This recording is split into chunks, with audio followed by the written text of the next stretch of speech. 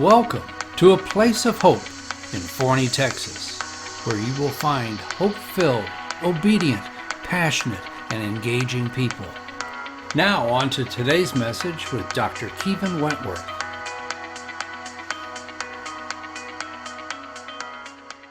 Welcome to a place of hope. Anyway, we are hope-filled, obedient, passionate, engaging followers of Christ, and we are trying our best as we continue in 2.5 years that we've been together to be a place of hope in a hurting world and continue to make that our world, our thoughts, and our mind as we think about our mission and think about our vision.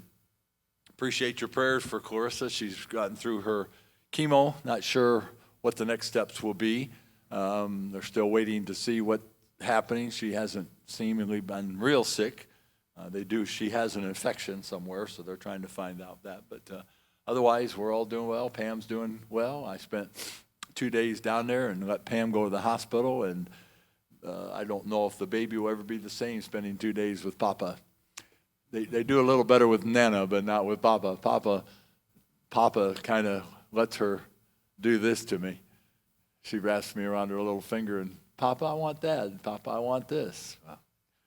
Can we get ice cream, Papa? Sure. Nobody else will get them, so I do it. So anyway, I don't know how popular I am, but we had fun for a couple days while Pam had a chance to stay up and be with Clarissa through this week. So thank you for continuing to pray. And you folks are going to have to sing tonight because my voice is shot with a cold. I'm heading to Denver, Colorado on Tuesday for a week of retreat with my sons and 105 men from one local church. So we're each of the boys are going to share a sermon. So we're all three preaching. And the grandsons are going to be there, so we're looking forward to it. And they got 29 inches of rain. So this ought to be kind of exciting to see what happens with all the snow, or not rain, but snow. So anyway, we'll see what happens this week. And then we'll be back next Sunday to be here, and then we'll head out Monday to get back to Houston for a few days, and then head out to Kansas City for a district superintendent's meeting. So a few weeks ahead that are pretty busy. But the one thing I can tell you is there is joy in the house of the Lord. No matter where we're at, there can be joy in the house of the Lord. That's why we cannot be silent and we won't be quiet, and we want to shout our praise because there is joy in the house of the Lord. And the reason there's joy in the house of the Lord, the songwriter put it this way, it's because our God is surely in this place. Amen? So let's begin. Father, thank you for your presence, and thank you for the opportunity we have to be here tonight to a place of hope. Thank you again for the faithfulness of those who gather with us each week and those that watch online. Thank you for your continual touch, and we continue to pray for Vance, and we continue to pray for Marty's mom and Bill and Linda's son, and we also continue to pray for Clarissa and others that need your touch. We pray for Jim and Isanya and the situations that they're going through right now. We just pray that your Holy Spirit, as we get a chance to sing about the joy of the Lord, is in the house of the Lord. So let us join in praise and let you hear our hearts today as we sing to you. For we ask it in thy name, and all God's people said, amen. Let's go.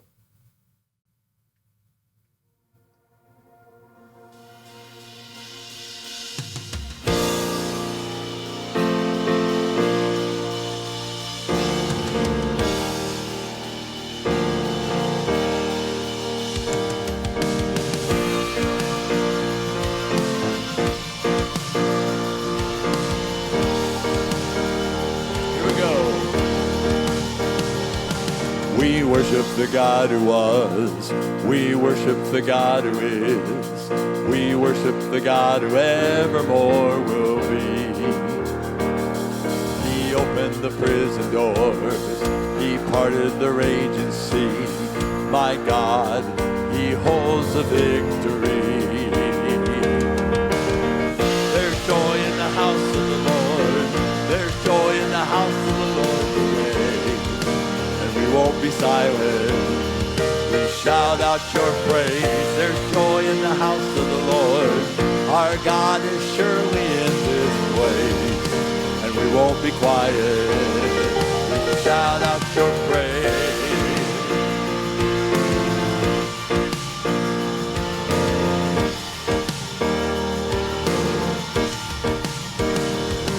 We sing to to the God who heals. We sing to the God who saves. We sing to the God who always makes a way. 'Cause he hung up on that cross, then he rose up from the grave. My God's still rolling stones away. There's joy in the house of the Lord. There's joy in the house of the Lord today. And we won't be quiet. We shout out your praise. There's joy in the house of the Lord. Our God is surely in this place. And we won't be quiet. We shout out your praise.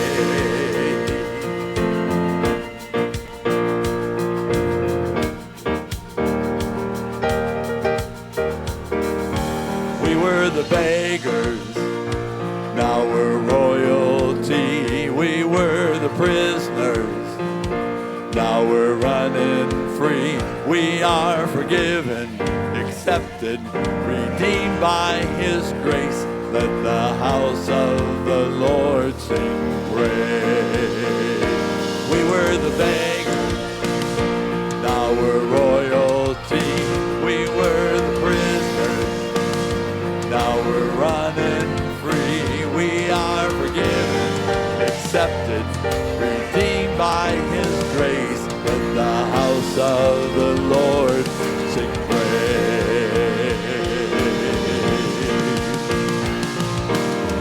There's joy in the house of the Lord. There's joy in the house of the Lord today. And we won't be quiet. We shout out your praise. There's joy in the house of the Lord. Our God is surely in this place. And we won't be quiet. We shout out your Lord. There's joy in the house of the Lord today. And we won't be quiet. Shout out your praise. There's joy in the house of the Lord. Our God is surely in this place. And we won't be quiet. We were the beggars, now we're royalty. We were the prisoners, now we're running free. We are forgiven, accepted, redeemed by his grace. Let the house of the Lord sing praise. We are the beggars, now we're royalty. We were the prisoners, now we're running free. We are forgiven, accepted, redeemed by his grace. Let the house of the Lord sing praise.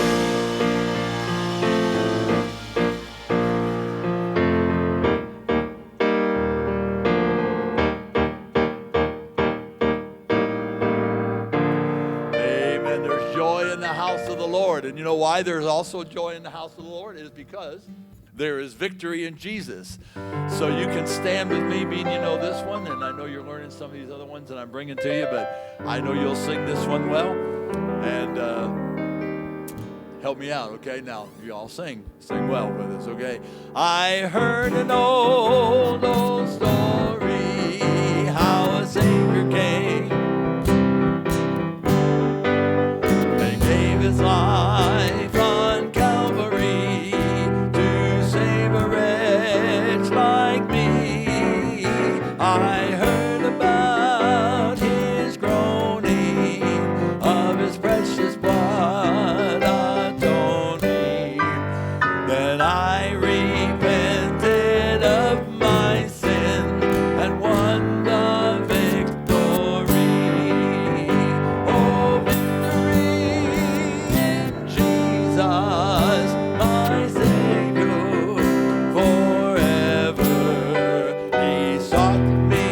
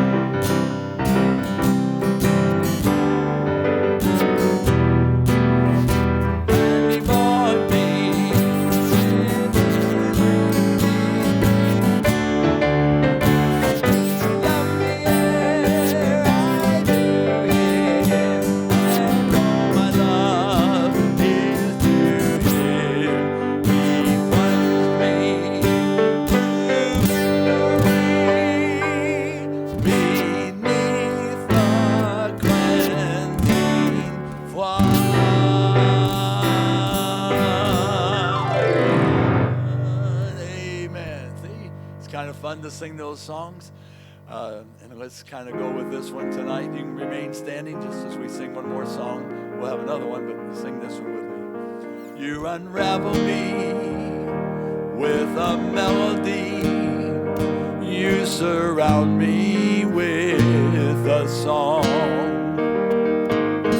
of deliverance from my enemies till all my fears are gone.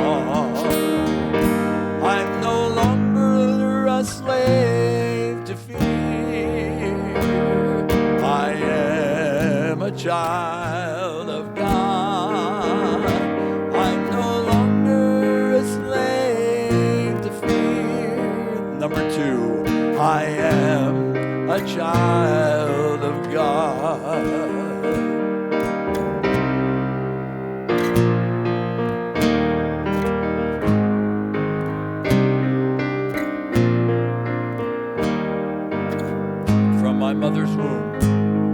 From my mother's womb, you have chosen me. Love has called my name. I've been born again, thank the Lord, into your family. Your blood flows through my veins. I'm no longer a slave to fear.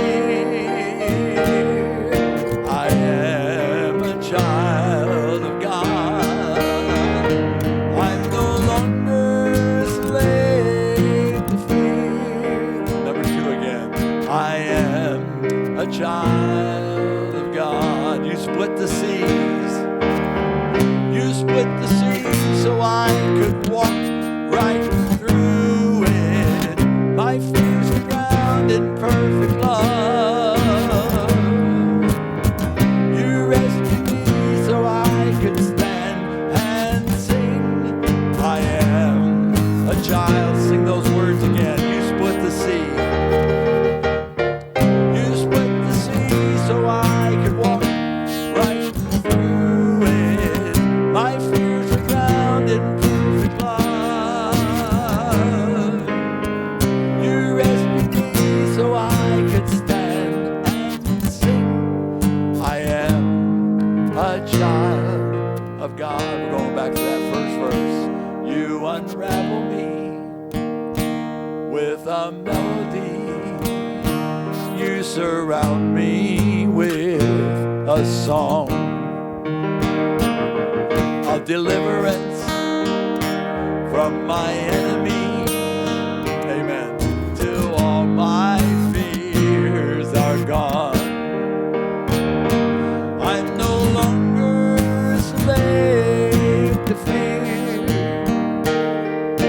I am a child of God. I'm so grateful for that tonight, aren't you? I'm no longer a slave to fear. Number 1, I am a child of God. I am a child of God. I am a child of God.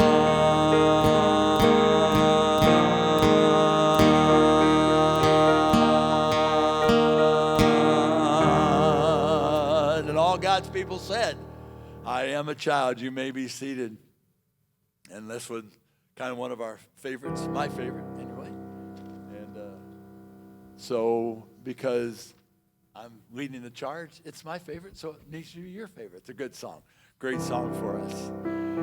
And when you think about all that's gone on and prayers we had last week, a lot of things going on in the life of our families.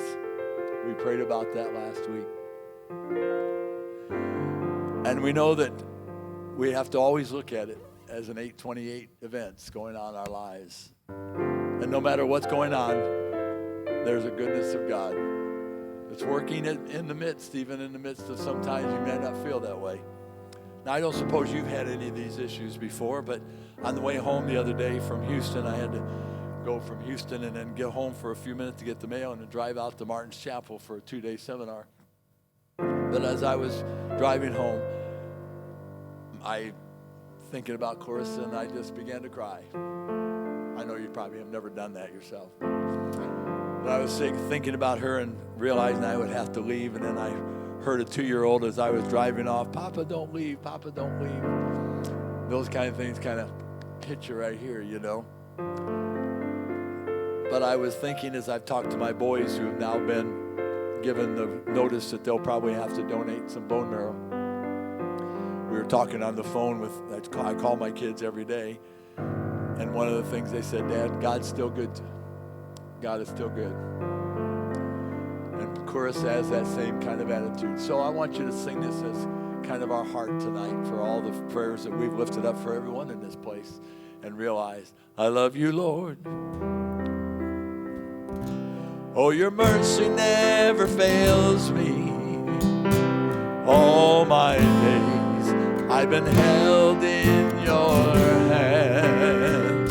From the moment that I wake up until I lay my head, I will sing of the goodness of God. All my life you have been faithful. All my life you have been so good. With every breath that I am able, I will sing of the goodness of God. I love your voice. I love your voice. You have led me through the fire in the darkest nights. You are close like no other. I've known you as a father. I've known you as a friend. I have lived in the goodness of God. Your goodness is running after me. Your goodness is running after me. Your goodness is running after me. With my life laid down, I've surrendered now. I give you everything. Your goodness is running after me. One more time. Your goodness is running after me. Your goodness is running after me. With my life laid down, I surrender now. I give you everything. Your goodness is running after me.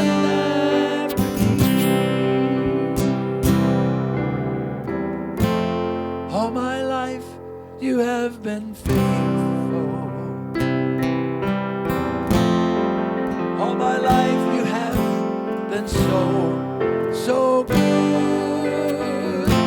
With every breath that I am able, I will sing of the goodness. Sing that in chorus again, of God.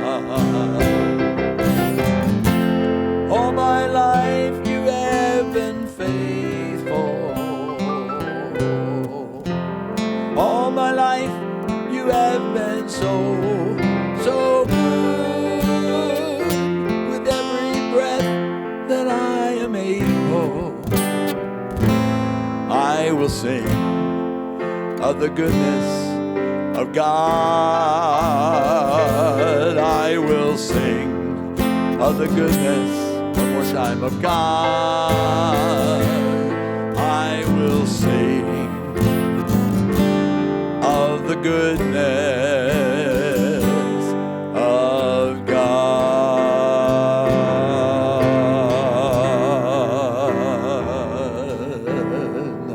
Bow your heads with me for a moment, will you please?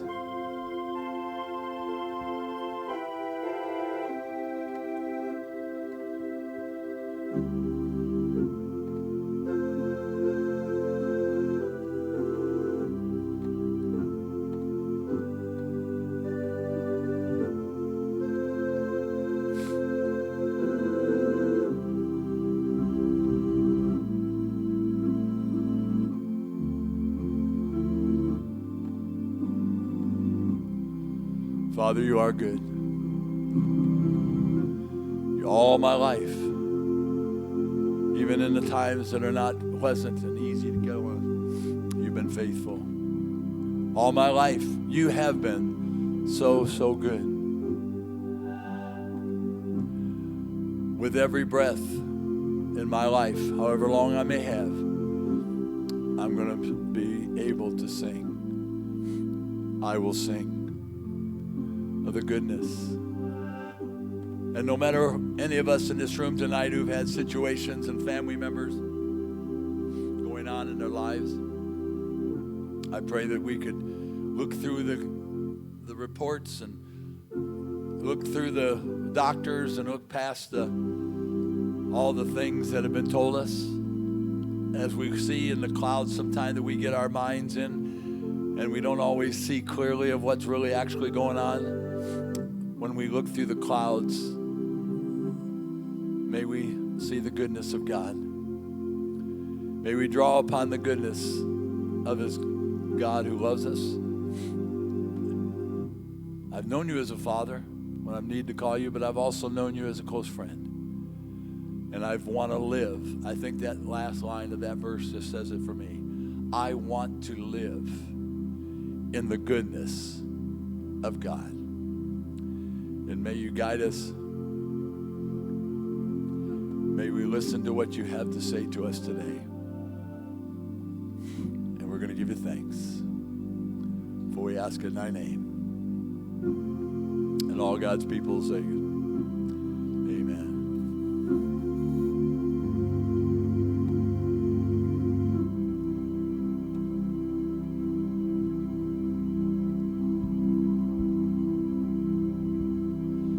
Amen. Worth coming to church for, isn't it? Sing about the God who's been so good to us. And can't beat it in any fashion, any way. But to know his goodness. Well, we're on our fourth sermon from Living Last Life. And this one is quite intriguing in my estimation and in my thought processing and realizing the power of the scriptures and what it means to us. And as we are here tonight and we've gathered, when we think about living last life, what I'm just saying in these series is to make sure that we see some of it is going back to basics, some that we've known.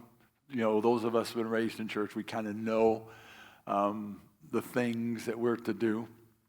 But I think this is quite an interesting area that I think that we just need to be encouraged to realize that we are a people called to live last. We're called to put others ahead of ourselves. We're called that the least among us. So, we can't, we got to understand that. And the first shall be last and the last shall be first. And so when we think about this, we go to the next screen and it talks about that what do we talk about tonight is going the extra mile. Marty, if you'll do me one little favor, would you mind handing me a Kleenex out of either one side of the altars here and hand it to me?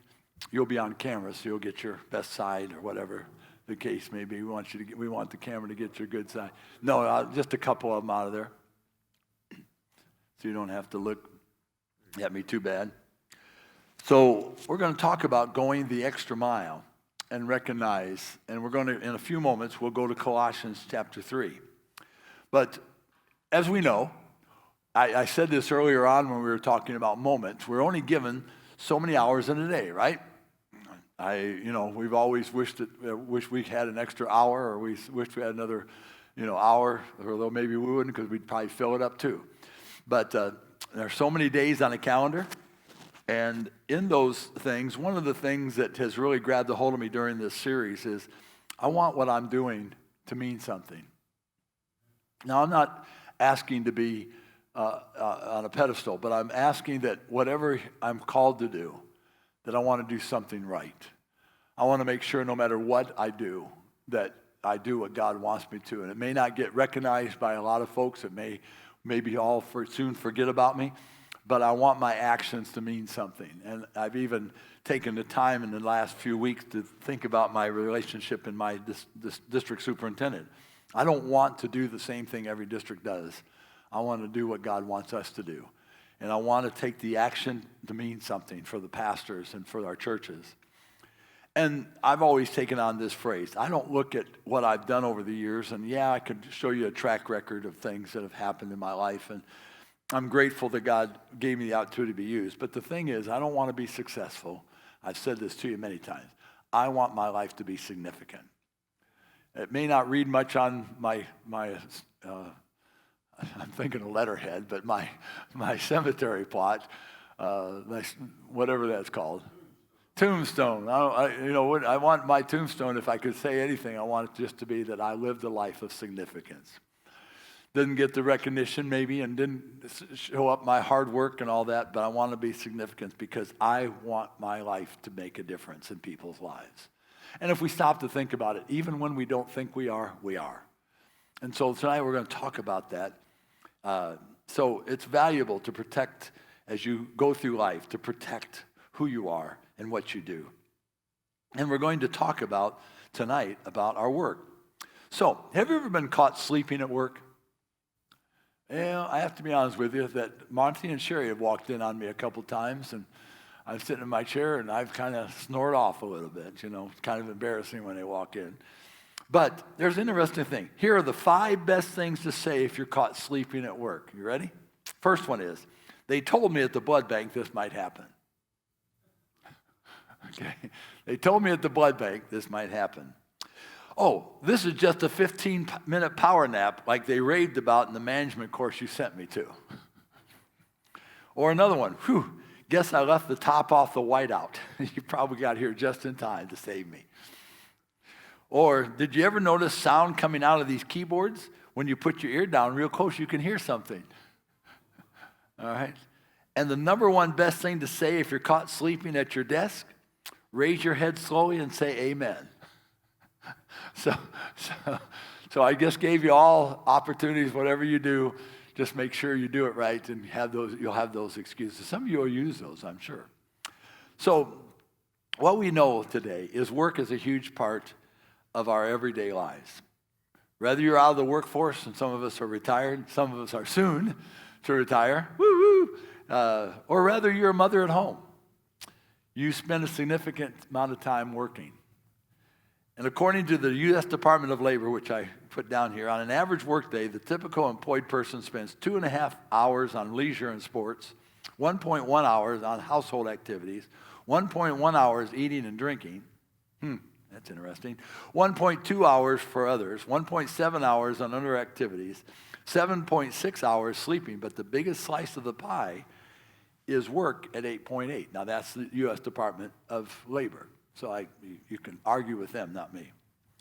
So we're going to spend time in our lives, whether we're retired or whether we're working. One thing we're going to always do is we're all going to be working. We've got something to do. So let's go on to the scriptures. Slaves, obey your earthly masters in everything you do. Now, the thing that's interesting, I even caught myself feeling this way. The scriptures say this, and with this slave thing, you're always afraid someone's going to misinterpret, but slaves was a whole different meaning back in these days. It took a turn for the worse as it got into our era, but slaves were to obey and it wasn't a bad situation, even though some owners would be and masters. But anyway, try to please them all the time, not just when they are watching you. Okay, that's a good one. Serve them sincerely because of your reverent fear of the Lord. Look what drives this. Work willingly at whatever you do as though you were working for the Lord rather than people. Isn't that neat? And it goes on. Remember that the Lord will give you an inheritance as your reward and that the master you are serving is Christ. That's the end of the scriptures. So here's what I want you to do. First of all, I want you, to recognize your vocation. So you can go to the next slide and see where I've written your vocation. Your vocation, you view your work as God's calling, no matter what it is. View what you do, no matter what it is, no matter if you think it's insignificant or means nothing, view what you do. And one of the fingers on our district that I tried to promote and hasn't really grabbed on is that I want us to be all about the one. We're all about the one. And one of the aspects, one of the bullet points of all about the one is that we recognize we want to support the ones that are pastors in ministry, support the ones in ministry. Well, I want to get across, we're not just talking about those going after their district license. Everyone is important, and their work is vitally. So it's interesting. Whose fault is it that we had to work? God's fault. God's fault. God created you to work. And if you look at the scriptures, it's not up here, but look at the scriptures. It says in Genesis 1:27, God created man in his own image. In the image of God, he created him. Male and female, he created them. God blessed them and said to them, be fruitful and increase in number, fill the earth and subdue it. And when we take that all about, the subduing and the being involved in the creation, we are called to discover the potential that God has built, and we are to work with him along with him in what he's created. So that's our call, a vocation. Some people think that vocation came after the fall. No, vocation was very plain. Why does it say that? In Luke. In Genesis chapter 2, verse 15, not up here, the Lord took the man, put him in the garden to work it and take care of it. I've always been amazed by that phrase because one day I got an epiphany. I even said it right this time. An epiphany. And that epiphany was this. When men go out and have a time of fellowship, in most cases, the first thing that men are asked, if you don't know who they are, what's one of the first questions you ask men in most cases? What do you do for a living? It's interesting. Think about it just for a moment. What do you do for a living? But when women go out together, it isn't always what they do for a living, but tell us about your family. So when I think of what God did, he created men to be task-driven. That's why sometimes men aren't always the greatest in their romantic ways because they're so task-driven. They work it and say, well, look at what I'm doing for you. I'm working this thing, all this kind of stuff. My point is, God created us for task. And that's why we pursue, when we ask questions, what do you do for a living? That's one of the first questions. They don't usually ask the men, tell me about your family. So when we look at that, we realize God created us to work. That's what we were called to. And God created women to love. Right? Created Eve to love. And I'll tell you what, I can't say 100% true, but women have done a real good job of loving. Watch the way they love their kids, and y'all see the way Nana loves her grandchild. My point is, women have. That's why I was trying to tell you, I'm glad that Olivia survived 2 days with Papa because she seemed to do a little better with Mama, Nana. And so my point I'm trying to say is, I don't think that we should be upset that one does this and one that. They were put together for man to work and provide and for women to love and share in life together. Doesn't mean that women can't work, doesn't mean they shouldn't work, but let me tell you something, taking care of the house is work. And I have to have news for you, I am not real good at taking care of the house because in my instructions every day, I get a phone call with Pam saying, did you do this? Did you put that away? Make sure you vacuum up the table after you eat so that, okay, so I'm doing the task. Even though she's not here, I'm waiting till here's what I like to do. I want to wait till she's just about ready to come home and then do them all. Okay, just let it sit around until I hope she doesn't watch this later. And I also want to tell you that not only were we created to work, all work is ministry. All work. No matter what you did, what you do, what you did, it's all work for him. It's a ministry. And if we could get people to understand that, because you've heard me make this comment that sometimes we have people that take sacred and secular And we think one's sacred when we're in church and secular out there. No, when we're doing it for God, all work is ministry. Doesn't make any difference what it is that we do. And so Martin Luther wrote this. See, well, before I get to that, we tend to think of ministry as work done in the church. That's still prevalent in our mindsets. But the thing that we have to understand is ministry simply means serving the Lord, and you can do that at church, but you can also do that in the workplace. Martin Luther wrote this. The idea that service to God should only have only to do with church, altar, singing, reading, sacrifice, and the like is without doubt but the worst trick of the devil. Now here's what he says, the worst trick of the devil. How could the devil have led us more effectively astray than by the narrow conception that the service of God takes place only in the church by works done therein? The whole world could abound with services to the Lord, not only in churches, but also in the home, kitchen, shop, and field. Dorothy Sayers wrote, all work done well and for the God's glory is Christian work. If it's done for God's glory, it's Christian work. And I think it can help us.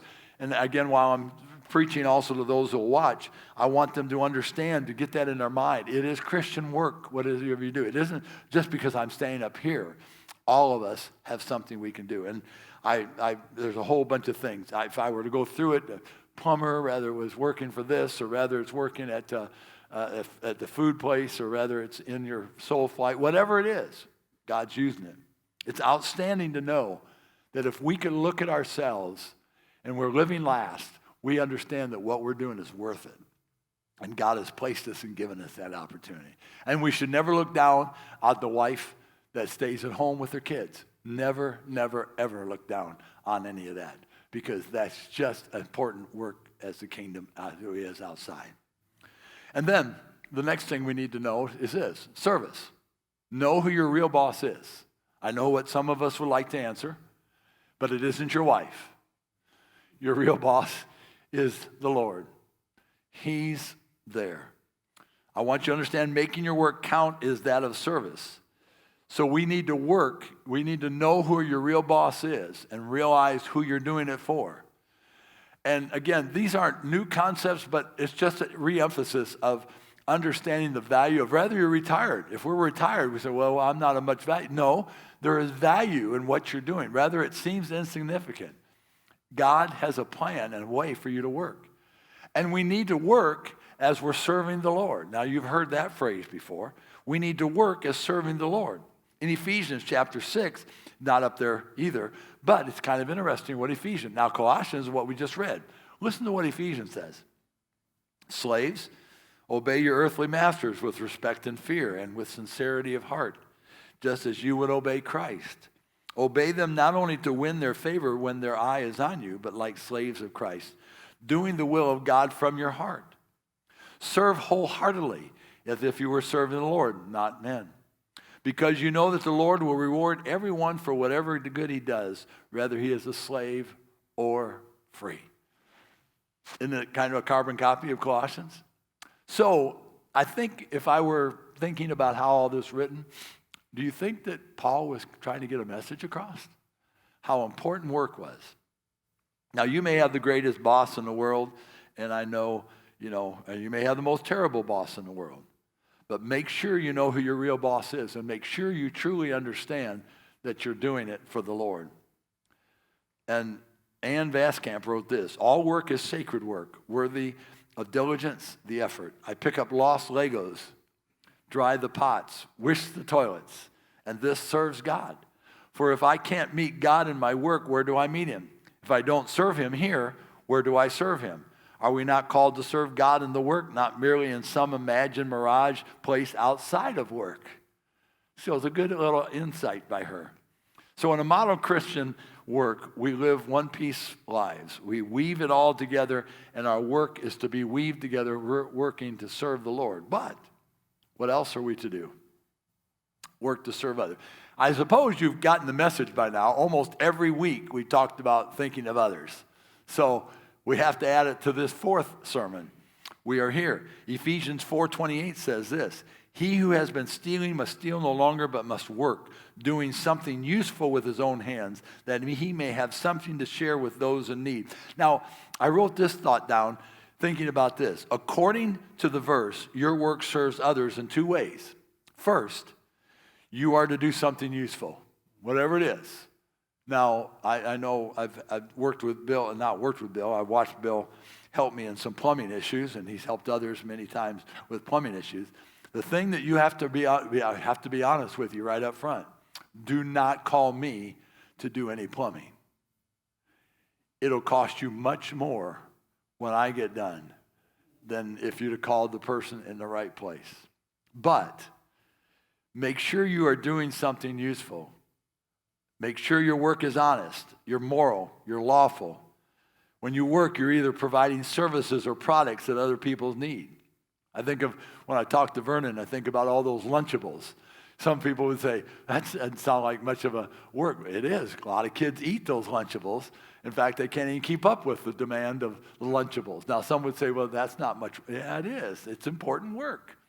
And, you know, even thinking about it, I was thinking when I was writing this down and thought some thoughts, I said, even those Lunchables, have we ever thought, and I'm not saying Vernon hasn't, but have we ever thought about praying over those Lunchables and the kids are going to go to? Just a short, brief prayer. Father, we don't know where these are going to go and who's going to eat them. But see, that's doing things to the glory of God. And you never know what he'll do. You know, someone may eat that cheese snack on that cracker and go, whoa, you know, something hit me.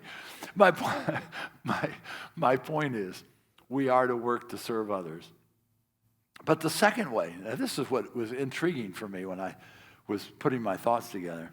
The second way this verse teaches us to serve others is through work that you're sharing with those in need.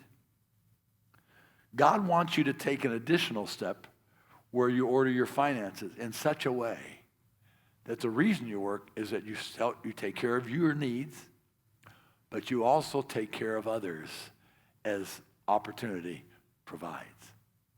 And that's important. Now, a lot of us can't give a lot of money and can't help a lot of folks, but you know what? We are to give our resources to God. And so we need to work to serve others. Jesus, the greatest commandment we talked about earlier, is to love the Lord your God with all your heart. But then you're also to love your neighbor as yourself. And when you view work, you know your real boss, you know who you're serving the Lord, and you're here to serve others. And the last is this. It is to be a place of a witness. It's to be a place where witness, how you work, matters. See, it's interesting that if we're not careful, if we claim to be Christians and we don't work hard and we slouch and we don't work efficiently and we kind of just go by the way and we just kind of have a bad attitude, it affects our witness. Now, I understand the reality that you know you wish that it wasn't as bad, but I'm going to tell you something. I still think you're still a witness no matter how you work. Your work matters. And you are testifying.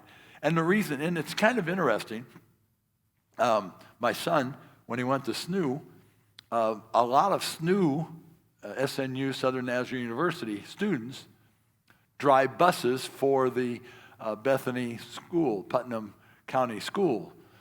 And one of the things that was interesting that I heard, the reason that they hire Bethany or Southern Nazarene University students is because they're hardworking. And it's a witness. Now, my son had one ordeal where he was driving a bus one day and he got caught in a street that didn't have an exit. So he had to try to turn this bus around on the street to go back the way he came. And he hit a gas line. Thank you for listening today. Gas company, Join the us. fire department came out and he was on camera for about 15, 20 minutes about a bus driver who hit the gas line. Now, that wasn't a great witness, but sure an embarrassing witness, but it happened. But what I'm saying to you is how you work matters. And those people testify that some of the best workers are Bethany students or Southern Nazarene University students. Why? They notice the witness that they have. Has anybody gotten saved because of it? Who knows? But the thing is, they like that.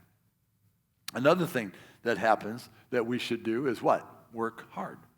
We should work hard. The Bible tells us in Proverbs 4:23 says, all hard work brings a profit.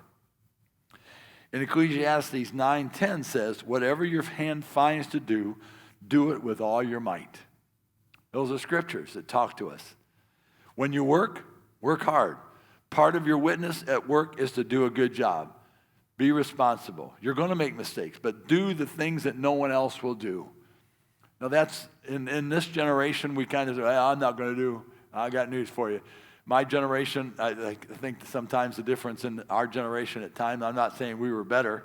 In fact, I think we overdid it sometimes. But we need to understand we're going to work and we don't count how many hours. And we need to keep working. And I have to be honest with you, work feels better about your work when you do it. And you'll be a witness to others. Another thing that's important is to work with integrity. Work with integrity. Do it with all your heart. Since you know that you'll receive an inheritance, do it with integrity. One of the things I have tried to emphasize in pastors and churches, and even as a district superintendent, I want to make sure that whatever I do is above board. I want everything to be done above board. I make mistakes, but I want to make sure that there's if I'm being reimbursed, I want every receipt. I want it to count. I want to show. Again, I think I've told you about my dad. My dad frustrated Ford Motor Company a whole lot because they'd send him on a trip with some other men for looking over material handling for Ford parts. And they'd give him a stipend up front. And he'd try to return what he didn't use. And they hated that because it messed up their bookkeeping. But my dad, this is what he always used to say. He said, son, that money was not mine. And I shouldn't have spent it on anything that shouldn't have been spent on. And yet everybody else spends it on things. But it wasn't about what everybody else did.